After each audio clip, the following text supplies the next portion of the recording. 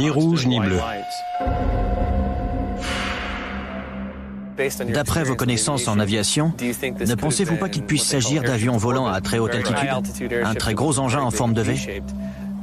Une aile volante ne forme pas un V. Or, ces lumières décrivaient un V. Avec un angle plus aigu. Beaucoup plus aigu. Et il est passé juste au-dessus de vos têtes. Exact. Quand il est passé, j'ai pu prendre la mesure de ses proportions gigantesques. C'était beaucoup plus gros qu'aucun avion connu. Je dirais de la taille de 8 ou 10 B-52 mis bout à bout. Eh ben... Et si on compare ce phénomène aux lumières de Phénix observées en 1997? Les lumières de Phénix ressemblent beaucoup à ce que j'ai vu. C'en est troublant. Ça a éveillé beaucoup de souvenirs étranges. Qu'est-ce que ça pouvait bien être?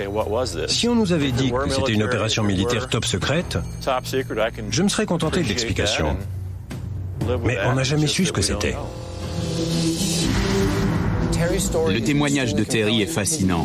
Sa vidéo est très convaincante et elle corrobore la théorie d'un objet volant massif et silencieux en forme de V au-dessus de l'Arizona. Ce que j'aimerais savoir, c'est qui est aux commandes de cet engin. Je ne sais pas ce que vous en pensez, mais je trouve Terry très convaincant.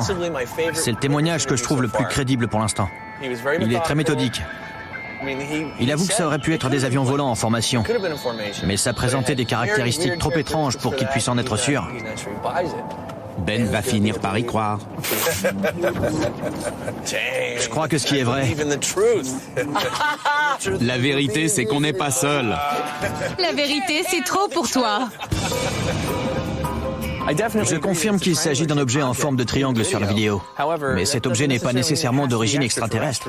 Ça pourrait être un engin expérimental militaire ou même commercial. Ça pourrait être des balises ou des fusées de détresse. Ça ne vient pas forcément de l'espace.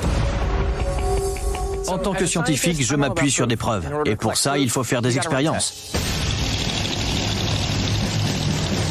Une des explications possibles est que ce seraient des balises larguées par des avions militaires lors d'un exercice.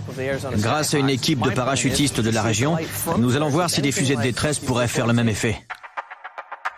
Venez, que je vous montre le plan de bataille. Il y a 2 points d'observation au sol. Je reste en contact radio et vous préviens quand il saute. Après, je vous passe la main. Ryder restera dans l'avion, Ben et moi observerons le phénomène depuis le sol à 2 endroits différents.